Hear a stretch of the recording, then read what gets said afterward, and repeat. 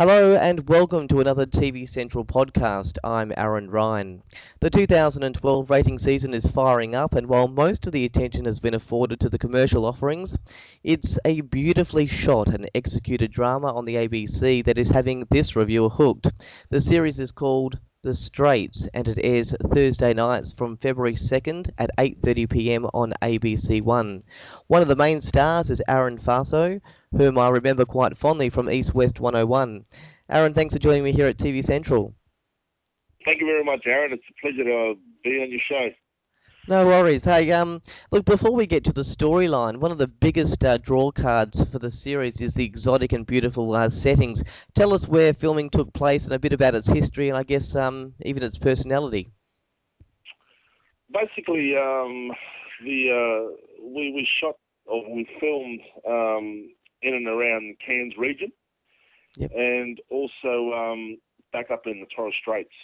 Um, and basically, the premise for the Straits is um, this family who are part European, part Torres Strait, who basically have created this or have this extremely powerful empire. And although they have a lot of front businesses or legitimate businesses, their core business is the smuggling of illegal contrabands, thus being guns, drugs, and people smuggling from time to time. And the backdrop was, the beautiful and exquisite, regions of far north Queensland and the Torres Straits. Mm. Well, you're sort of mentioning there, in essence, sort of what the series is. I found it really quite hard to narrow it down because yes, it's a series about family that transports drugs and weapons into the country, and so some might sort of compare it to Underbelly. However, it also has some quite gentle and meaningful family tone to it as well. I guess at times I found it to be quite humorous and also, on the other end, violent and quite edge of your seat. Can this show actually be defined about what it is exactly?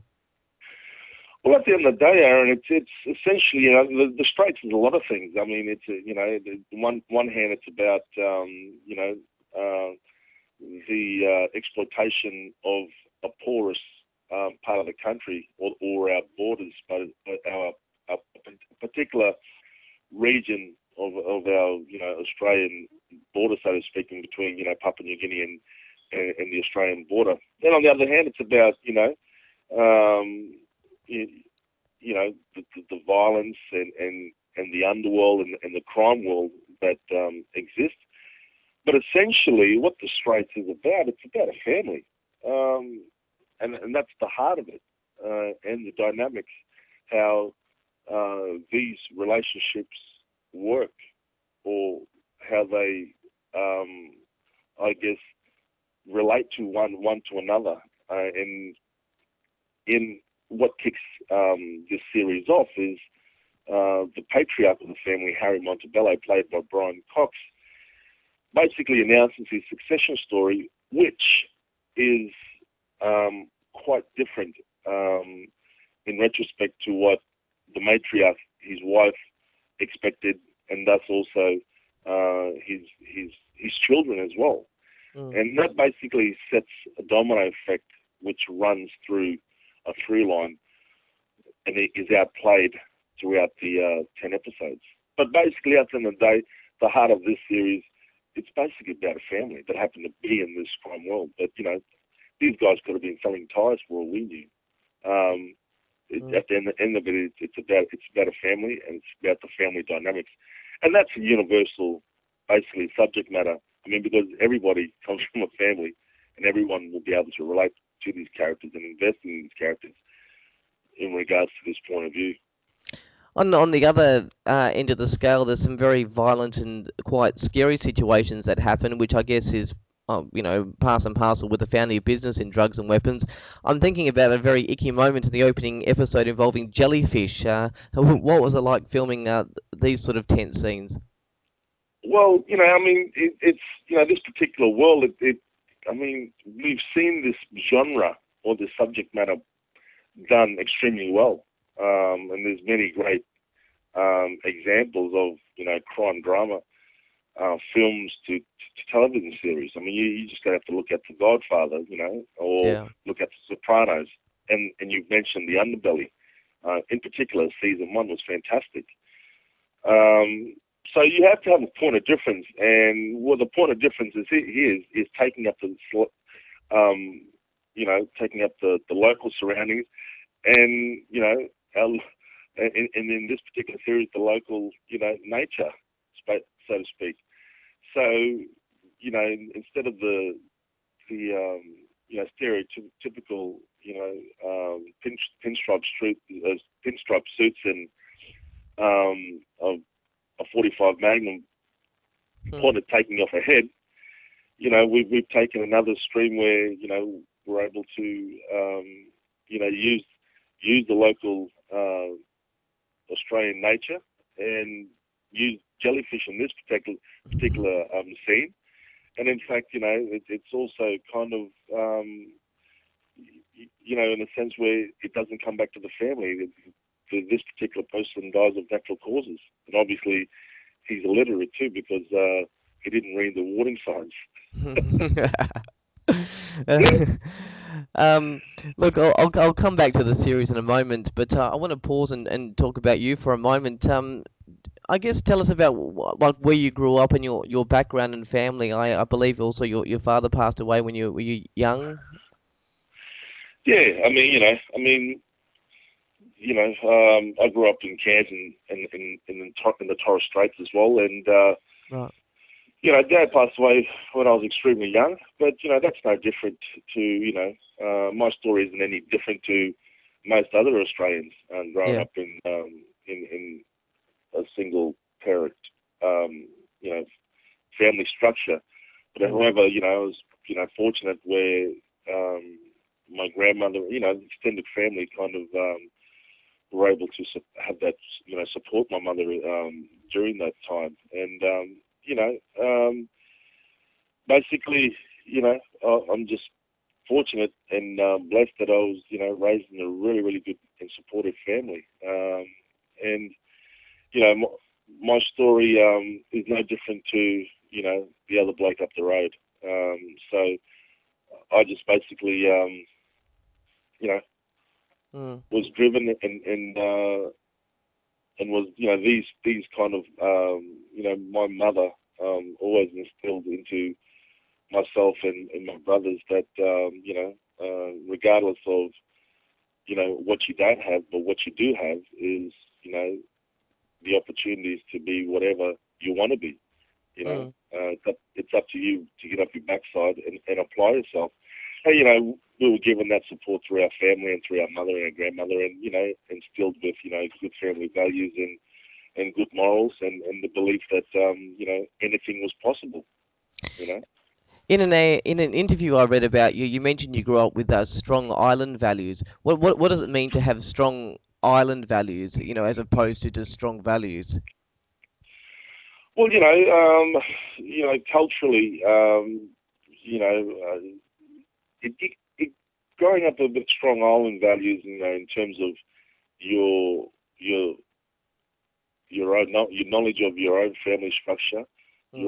also the knowledge of your extended family structure, and where you're placed in amongst all of that, and then your knowledge of which has been passed on to you. By the way of your knowledge of your totem, and as I've said, your status within the family. It's extremely important. It just reinforces your identity. Knowing your history from where you came and who you are, um, and that also kind of provides a somewhat of a roadmap, I believe, to where you could possibly end up in terms of knowing your history and your past and your identity. It only reinforces or enforces confidence and identity. Mm. And a lot of in today's society there is a lot of lack of identity, a lack of confidence and self-esteem. Thus, Mm. youths, you know, you know, the problems that we have and the social issues that we have with youth today is, somewhat, so much different in comparison to what, the issues were 20 years ago. And, Mm. that's also, the world is a much smaller place now with the introduction of the internet and Facebook and all these other, new ways of technology is able to, have saturated, Mm. society, so to speak. But having those strong island values and strong moral values and good, good upbringing only basically, is is responsible to and has been, the foundation which I've built, my life and is responsible to where I am today. I believe in career and personally. Mm. Look, I could point out some of the big name shows you were in, like Sea Patrol and City Homicide, but one role you were involved in really had me intrigued. It was a radio play you did, I believe, called Casa for Yarn, if I have the pronunciation correct. Tell us Yeah, about the story of Billy and why you decided to be involved in this project, because it's a little different. yeah. Well, basically, prior to being catapulted into the industry through my experience or my first role, my initial role actually in the industry, through the SBS network production, Remote Area Nurse. Mm. Um, Prior to, um, being introduced to the film and television industry, I was a health worker for Queensland Health. And the health issues that we as Indigenous people face are absolutely diabolical. We lead the statistics in diabetes, heart disease, and our, mortality rate is uh, much lower than mainstream society. Mm. So I guess when this opportunity was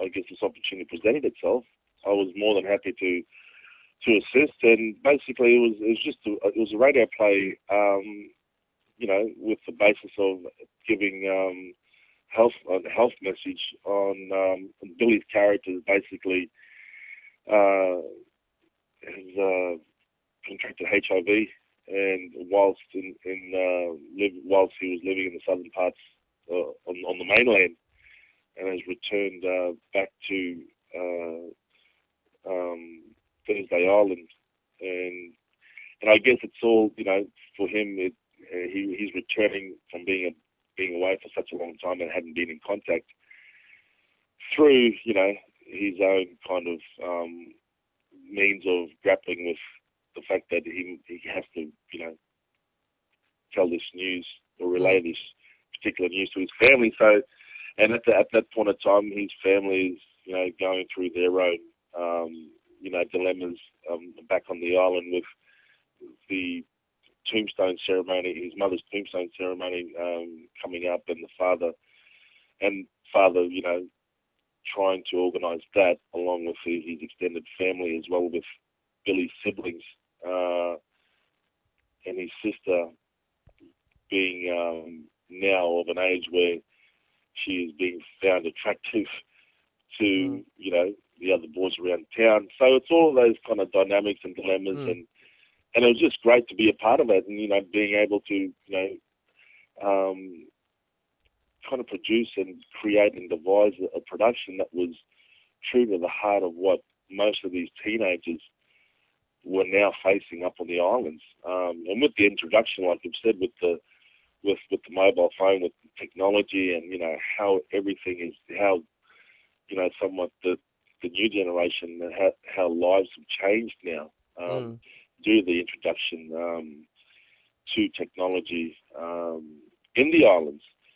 So yeah, it was basically a no-brainer for me to when this opportunity was presented to basically give back in my way, give back to something that was beneficial. I felt for the younger generation, for the youth, and to tell a story that talk about sexual health, which is somewhat of looked at as taboo.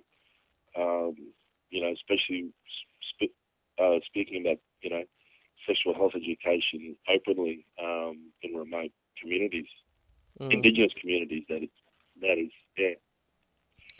It's very obvious you're quite passionate person about Torres Strait Islanders and its culture.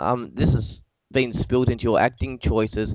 I also believed you're involved in writing and directing. What sort of things are you writing about? Oh, look, it was basically I'd seen a series of short indigenous films being, I think back in 2005, it was a series of indigenous short films that were done for either for the ABC or SBS, and I was basically just intrigued and wanted to know, that how to make a short film, and I inquired with my colleagues Kenny Chapman and Helen Pankhurst, and they in turn introduced me to Sally Riley at the Indigenous. Well, back then, Sally Riley was still the head of the Indigenous unit over at Screen Australia, and I spoke about my interest in writing and directing or making a short film, and I just wanted to know what the mechanics were. And I was just fortunate at that time that they were about to launch an initiative in partnership with SBS, the SBS network, to develop another series of short films, which is called A Bit of Back Business. And they're basically doing a cold call out to interested Indigenous writers and directors who wanted to make their own short film, and they're doing a call out nationally.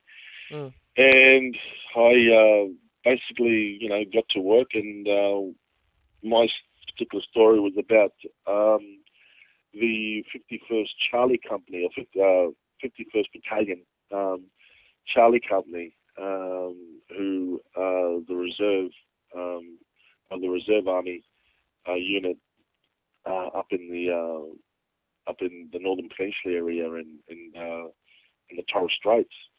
And basically, it was inspired on a true story that was related to me a few years ago, actually. Mm. That because I've got a lot of my uncles and relatives were involved in the unit at that time, and also it's basically the untold story of World War II, when of our involvement of 900 men of the Torres Strait volunteered to Right. be a part of the Torres Strait Light Infantry Brigade. Mm. So anyway, this story, which is related to me, was an exercise that took place back in the late 80s, early 90s, between an army exercise between the local Charlie Company boys and the SAS. And cut a long story short, through the use of local knowledge and the landscape, and through using only the island language being spoken over the radio comms, they were able to defeat the SAS and win, and which is quite Mm. uncommon, because our own Australian SAS are regarded as the world's elite. So that was a kind of a story that I wanted to tell, and I was fortunate and that my story was got up, and Mm. we were able to shoot it back up home in the Torres Strait. So it's basically telling these stories that the rest of the world, and showing this region that the rest of the world hasn't seen before as well. Look, I can't do an interview without mentioning two significant roles, though. The first one you mentioned earlier, your television debut in the acclaimed SBS drama RAN, Remote Area Nurse. Tell us about your memories of that show. Oh, mate, it was it was just absolutely fantastic. I'd, you know, not only had I secured a lead role, but it was quite a major role when you look back on it and look back on the series. Even though it was only over 2 episodes, it was quite a significant role. And look, it was just fantastic to be able to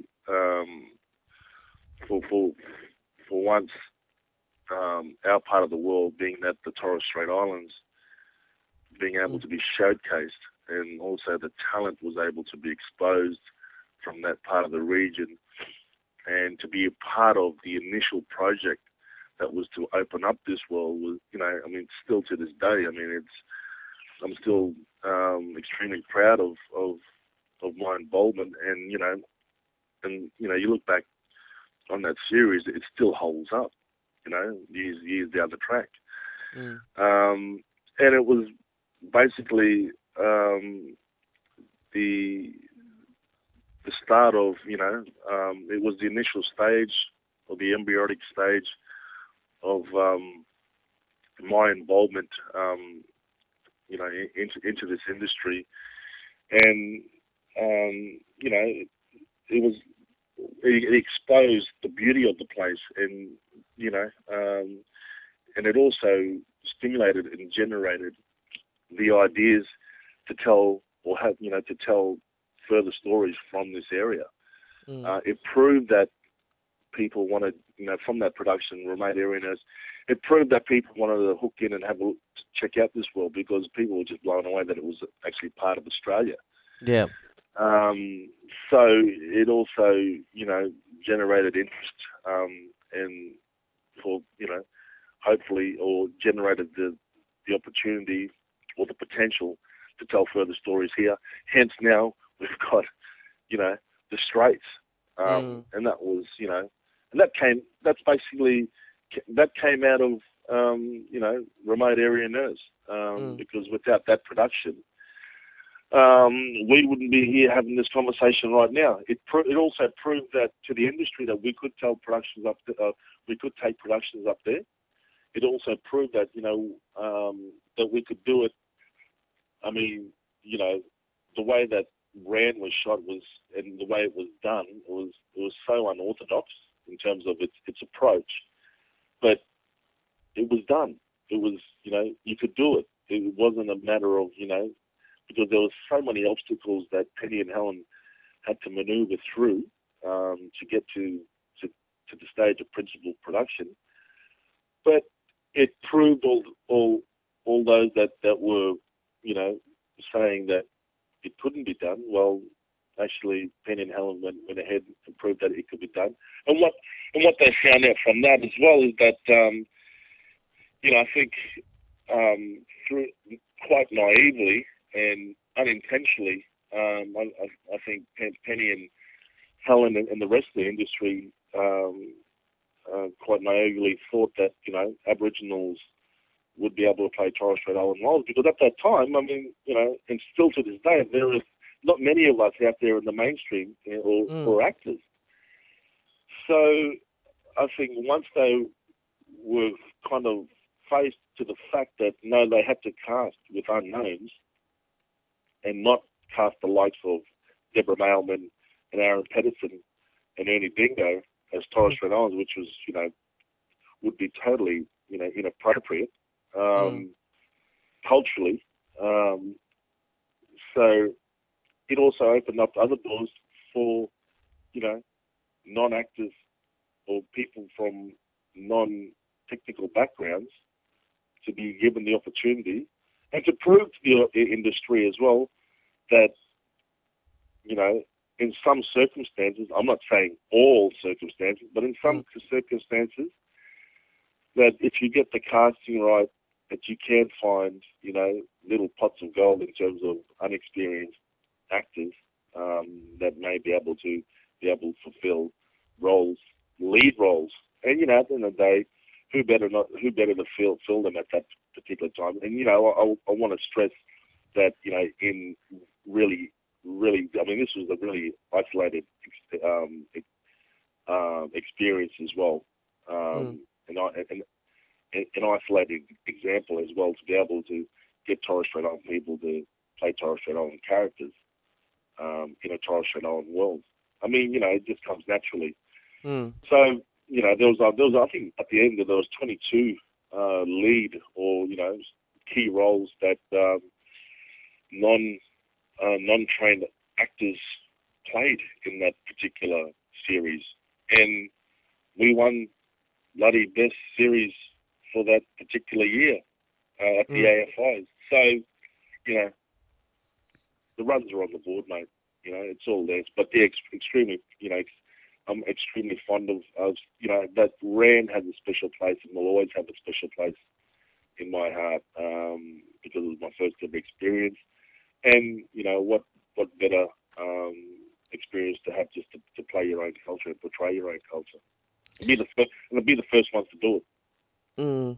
Look, it's I know you don't do those kind of series for just for accolades, but it is nice to see that the industry and the people are respecting you for those roles. As you mentioned, nomination for an AFI and a nomination for a Logie as well.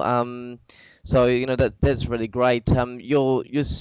I guess your next major role was a definite fan favourite, Sonny Koa, detective in East West 101. Now, you weren't in the first season from memory. You joined in season two. What was it like working on the show? There was some elite Australian actors in that one. What did you learn? Yeah, well, my first season with East West, I mean, wow. I mean, now I was actually in amongst it all. I mean, this was going to be the proof. I mean, this was going to be the moment of truth now, whether I could actually go with, if this was going to be my chosen path, could I do it?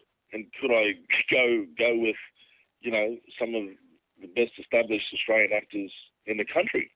Because, I got an opportunity to, in the first season, work with William McInnes and also, again, have the pleasure again to work with Susie Porter. But you throw, the Napman and Wild television production into the mix and, their work speaks for themselves.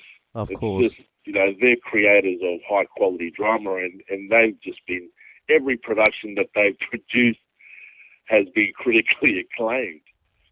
So, mate, at the end of the day, and this particular series was so fast, the schedule was so grueling, and basically, the word on the street was, if you can do an East West 101, you can do anything in this industry because of the turnaround factor, because we were shot so fast. Working with the likes of Peter Andrikidis,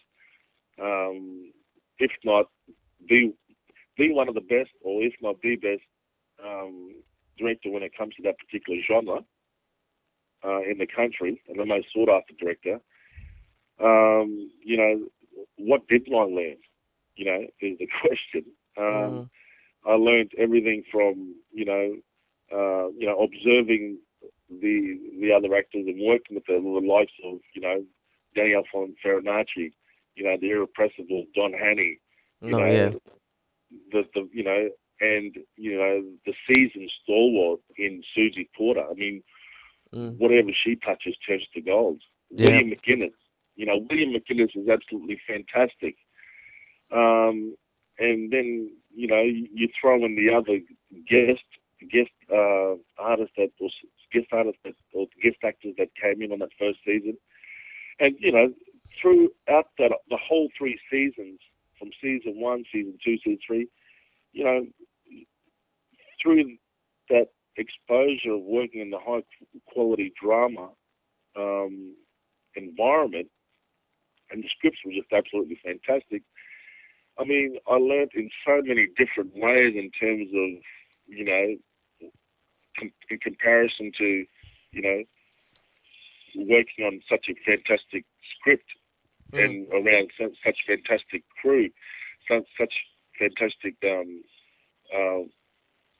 film and television practitioners and also actors, that my growth was basically in the industry was fast-tracked. in the end, Mm. at the end of the day, because you're working around, you're working with just high quality people, and Yeah. that has to have an effect on you personally, and you're wanting to strive, and because you know where the bar is set, and Mm.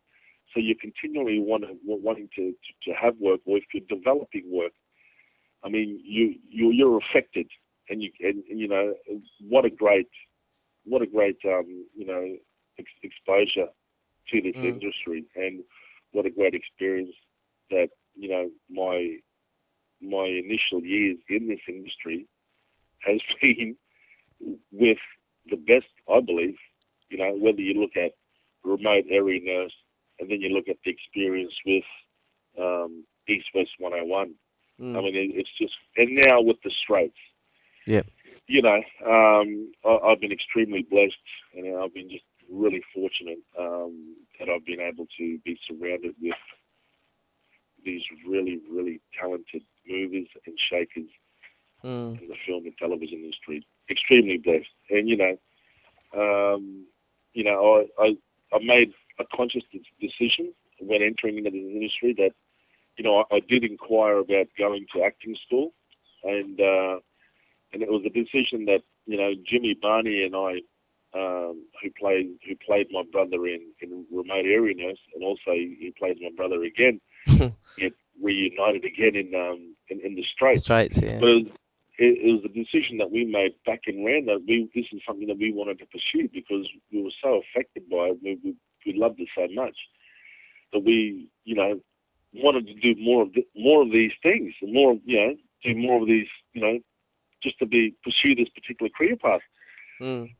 So so we decided to inquire with the various acting schools around the country, and we were assisted by Penny Chapman, and who made a couple of show reels for us to send off to these acting schools. And basically, we auditioned, and we got into the three that we auditioned for and applied for were QUT, Whopper, and NIDA, and we got into all three. And in the end, Susie Porter was instrumental to introduce me to her agent at the time, who RGM, who I'm still with and still represented by. And on the post grad, they decided to have a meeting with me, and I flew down to Sydney, and basically made the decision to move down and pursue this career. And Jimmy, in turn, went to Whopper, and I was so fortunate that to land East West 101, which basically exposed me to such a great introduction to a learning introduction and learning experience, and Mm. basically I just got thrown straight in the deep end with such high quality drama that what more could have you asked for? Jimmy in turn went to Whopper and graduated, and now is apparently well, not apparently, he is being touted as the next rising star or the next rising talent in this industry. Yep. Be that theatre, and he straight out of Whopper, he's straight into he's been doing stuff for Sydney Theatre Company, Belvoir, Malthouse.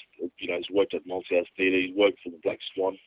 I mean, this guy has just hit the runway running basically Sure.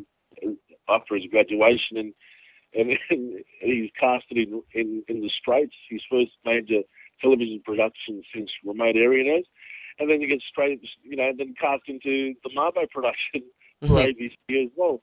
So look, it's just fantastic to see, where we've all, in terms of, where we've come and how far we've come in a short space of time. But look, in regards to East West 101, I couldn't have asked for just a better introduction into the industry, and to be around really, really talented people, and that just rubs off on you, and it inspires you, and now to be acknowledged with an actor nomination is absolutely fantastic. Um, So yeah, no, it's been great. It's been Mm. really great. There's I guess so many things we can talk to you about, including the film Subdivision with Gary Sweet and Steve Bisley, Oh, Brooke Satchwell. There's also your sellout play back home, your rugby league playing, how you keep in shape so well, and I guess we could be here for hours. But I'm just thinking. I'll ask you about your future, the choices you make, whether in past occupations like your sexual health worker role or your acting choices and your writing that make for better understanding for Torres Strait Islander culture, all seems to be sort of heading somewhere. So I guess when you pass from this world, what sort of impact do you hope you would have made? mate. At the end of the day, look, I just want to be able to, um, you know, create um, further opportunity for more and more talented practitioners or potential future artists to be able to, um, have a pathway Yeah. into this industry and have an opportunity to tell their stories, whether it's through my production company with Penny and Helen, Pixie House and Matchbox, Yep. or that they're inspired to start up and develop their own production companies. But to be able to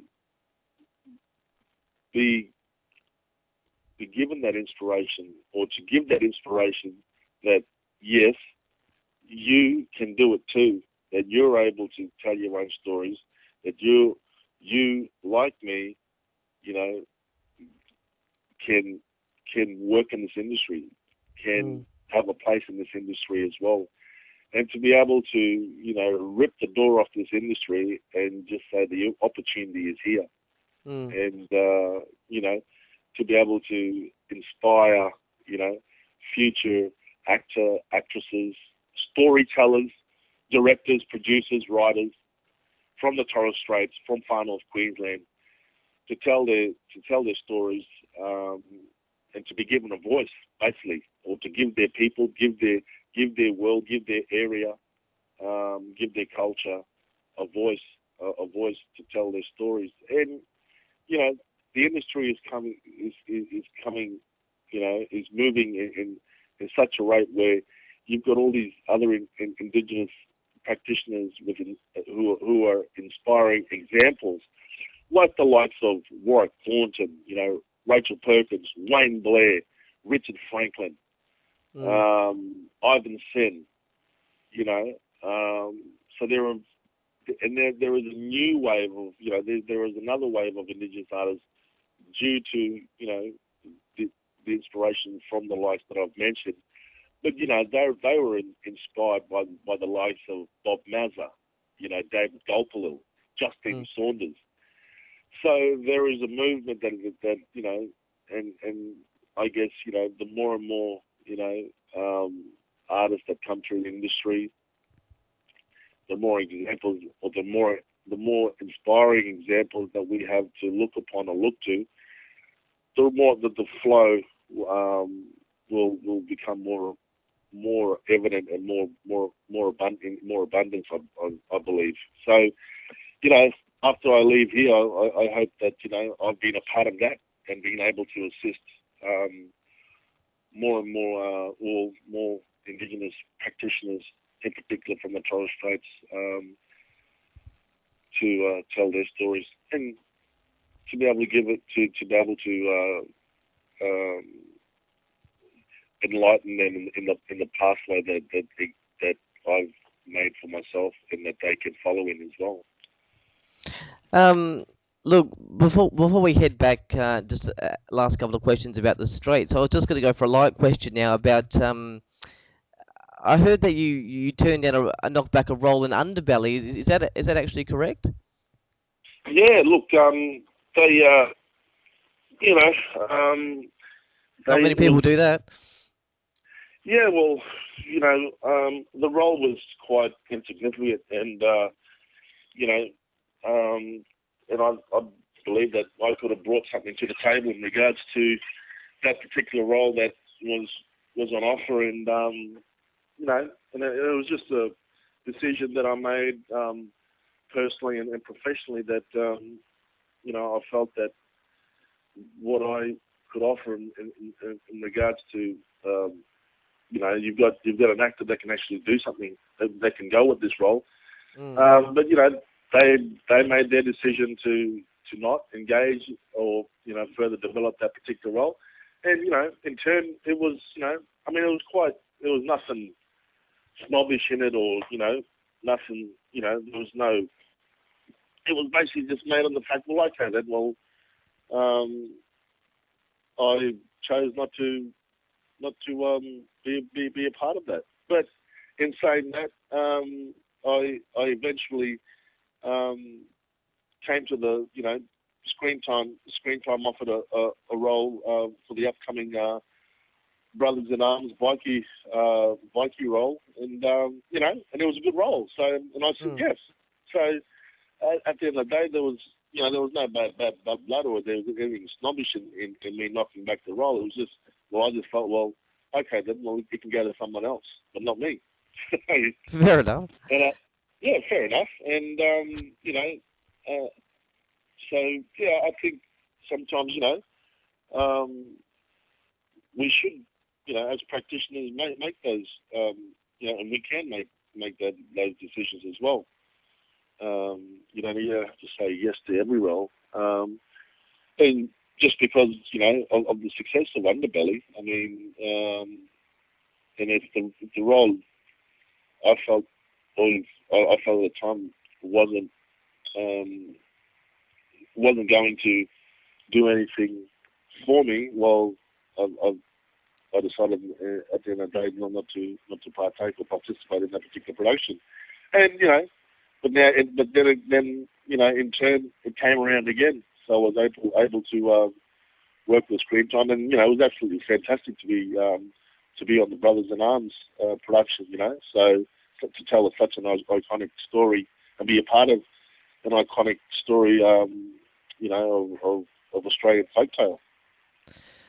Well, but, I mean, before you leave us, tell us. We'll go back to the Straits as we wrap up. Tell us about a little bit more about your character, Noel. Look, I'd sum him up as being hot-headed and an act before he thinks kind of guy, very ambitious, and certainly not a daddy's boy. How do you see him?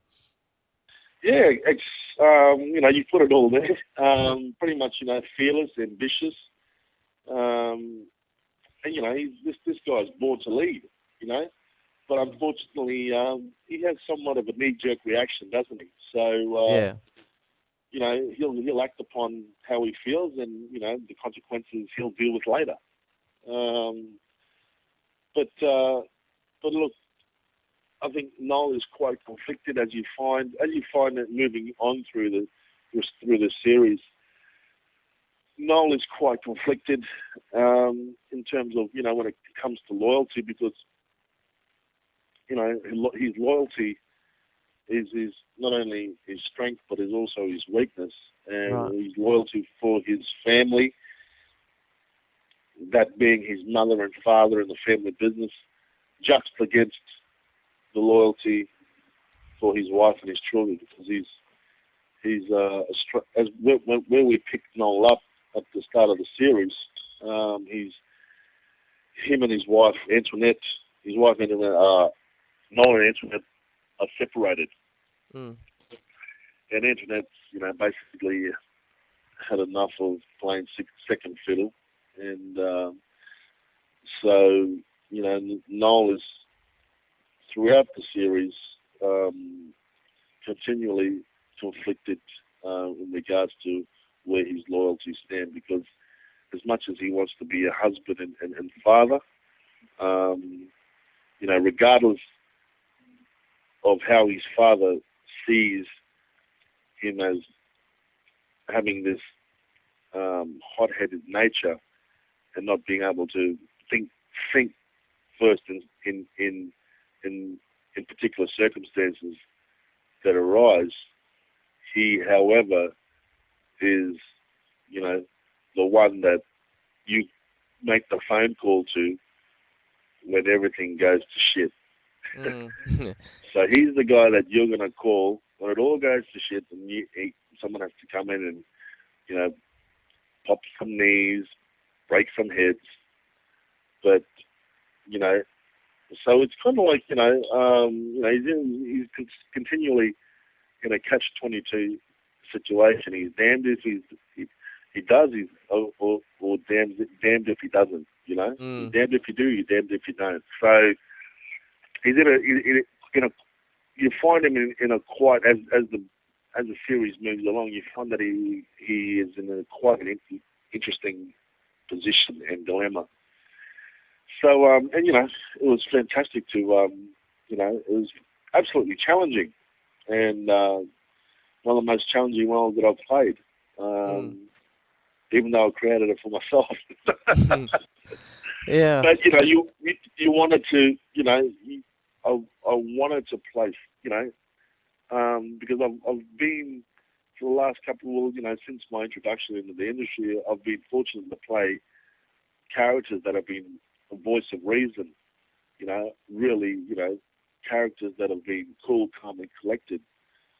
Mm. So it was great to, you know, be able to develop a role that was so, because Noel's quite a complex character, given his, as you find it through his journey through this series and the situations that and his decisions that he's faced with. He's a quite complex character, as are all the characters, and his trajectory is quite interesting as well. So, where you start out isn't particularly the same place as where you're going to end up or find where Noel is. And, you know, and it was always, you know, it was always, in my view, the thing, and as well as, my colleagues Penny Chapman and Helen Pankhurst, is develop, these characters that were so complex, in so many different ways. And, as basically as we are as people facing our day-to-day grind and what we're faced with, Mm. characters, these characters need to be able to relate to the audience. The audience need to be able to feel for these characters. They need to be, the audience need to invest in these characters. Mm. These characters need to be, three-dimensional characters with a lot of different layers, and that's to the story and the twist. So, that was very important, extremely important in developing the series and having that clarity of each and every character and their journey and, and how the different dilemmas that they all face with and the decisions Mm. um, that, the audience members will, in their own way, relate to the individual characters and Yeah. in their own way. So, Noel, at the end of the day, born to lead, ambitious, hot-headed, but, he does have, he comes to a point in the series where, he knows he has to make a change, and a change where, some people will be extremely happy and some people won't be happy. Yeah. I'm actually writing a review of the series just at the moment. I might pinch one of the quotes that you just said there about just sort of describing the character. He's the guy that you call when you're in the shit. That's a lovely quote there. I could use that quite nicely. Um, Yeah, well, he's the guy that when you're down, well, when you're in the trenches, he's the yep. guy that you want right beside you. Second last question, a quick one there. Is the series only made for a 10-part series, or is it open for a possible second season? Yeah, well, look, it's open for a possible second season, and it all, Aaron. Well, it all comes back down to a numbers game now. Like we've done all we can to deliver, and now it's up to the power of the audience and who tunes in, and if we get the numbers that is required to kick off a second season. so be it. But there's a lot of scope there for a lot of scope, a lot of material there for we could do this, for 7 seasons if we wanted to. Mm. But it all comes back down to your almighty audience numbers and members, and comes back down to the almighty ratings. So yeah, but to answer your question, there's definitely scope and there's definitely material there for a second season. All right. Final question. You've had some very considered parts such as East West 101, Remote Area Nurse, The Straits, and the other parts you've been passionate about, such as the radio play on the life of Billy with HIV, which we talked about before. Just wondering, are these carefully considered roles for personal reasons, and you perhaps think you'd be selling yourself out by starring in something like Neighbours, or has it just been that these roles you've taken are the ones that have come along? Um, well, look, tell you the truth, Aaron, I've never been offered Neighbours, and I've never been offered Home and Away. Um, for whatever reasons. But the roles being, initially when I came into the industry, I found very quickly that the roles for Indigenous artists or actors were very far and few between. Yeah. So, hence, that inspired me to, that was also the catalyst to explore the notion of, or explore into film and writing, making and direction, to explore those other facets of production, to explore, creating a company to develop further productions. So, in regards to the roles that I've played or been fortunate and blessed to play thus far, they just come in a way that I believe that they've been presented because I was obviously in the right place at the right time. Right. But in saying that, I think one has to be,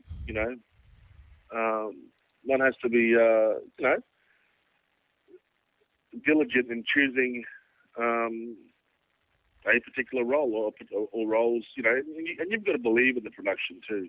I believe. I mean, for me, I can only speak for myself. I mean, I've got to believe in a character. I've got to believe in a production. I've got to believe in that world, and I've got to have somewhat of a relationship or with that internally for me. And the roles that I've been, fortunate to play have in somewhat played on different experiences that I've had throughout my life. So they've come in way of, I've just been blessed that I've been fortunate that those particular producers at the time and casting directors I've been fortunate to come in contact with. And at the end of the day, I think I've just come into the industry at the right time because at a time where there is a changing face in the industry occurring, and we are Australian television is starting to reflect the Australian society that exists currently. Starting to reflect those stories that exist, starting to reflect the day-to-day, the day-to-day grind of the Australian society. That being of the different cultures and the diversity of the Australian culture and what makes up the Australian society today. I mean, you're always going to have your neighbours and your home and away. There is always going to be a place for those particular programs. and it's fantastic that I mean, I'm a great supporter of the Australian industry and local content. I'm a great supporter of that. I Mm, mean, more and more, the more and more Australian content and local stories, local domestic stories are being generated, the more opportunity that we have as practitioners to engage in these productions and or opportunities to engage, mm, and the more and more local content that is being made, you know, um, the more you'll find there's a great diverse array of stories that are being developed and being mm, told, and that just gives an opportunity for everybody. And because when I came into the industry, I mean, I think I came in back in '05, '06 was the lowest time in the industry because nothing was being made.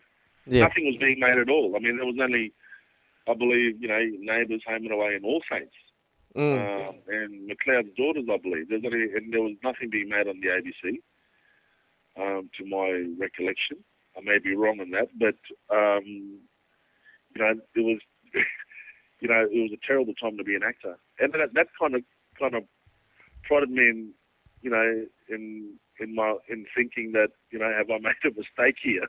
mm, I've just yeah. left the health. I've left a pretty good job with living in a rather extremely beautiful, living conditions and lifestyle, Mm, tucked in the middle of the beast, so to speak, in the middle of Sydney, where that place will absolutely eat you up and spit you out so quick.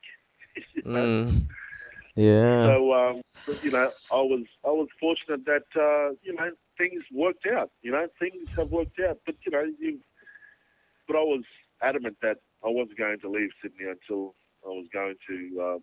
Sydney was going to beat the hell out of me. I was going to stick to what I came down to do, and that was to succeed in this industry and to be able to be heard. And it's only still early days, but I'm thankful for all the opportunities and the people that I've met who have been responsible for where I am today. There is a Mm, lot of, I haven't done this on my own. There are a lot of people that I need to thank who are responsible in the industry and outside the industry as well, the support that I've received. And that's really important to mention as well. mm, That the I have I have a great gratitude for the support that I've received within the industry, the circles of industry, mm, um, and also the support that I've received, from my family and from my friends and from my extended family. So I've been supported, and I haven't done this. I haven't done this alone, and I don't do it just for my own personal gain as well, um, because I think I'm not only I don't only have the obligations to my own family and my children and to my wife, but for where I am in my position in the industry and where we are at this particular time and where I am in this particular time, I just have an obligation to my own people too and my own culture and that also the wider Australian culture as well to you know that I have a responsibility to portray these characters and to portray this world and the culture correctly. mm, That there is no misconception as well. So that comes with responsibility as well. So I acknowledge the responsibility that I have as a film and television practitioner as well, and that's not just as an actor, but also as a creative as well as a as a aspiring producer. Yes. mm. Well, certainly a very interesting and passionate guy, and as we watch the Straits, we also look with keen interest as to what's around the corner. Obviously, Bikie Wars, Brother in Arms coming up as well. So, thank you very much for joining me here at TV Central, Aaron. No worries, Aaron. I hope I haven't bored you too much. No, no, very interesting stuff. No worries, champion, and thanks for your time as well. Aaron Parso there from the ABC One series The Straits. That kicks off with a 2-hour premiere on Thursday, February the 2nd at 8:30 p.m. You can also catch it on Friday nights on ABC Two or at your leisure, of course, on iView. Certainly a meaningful chat there, and great to have Aaron join us. That's all for this podcast. Thanks for joining me, and look forward to your company for the next one. Until then, I'm Aaron Ryan for tvcentral.com.au. See you then.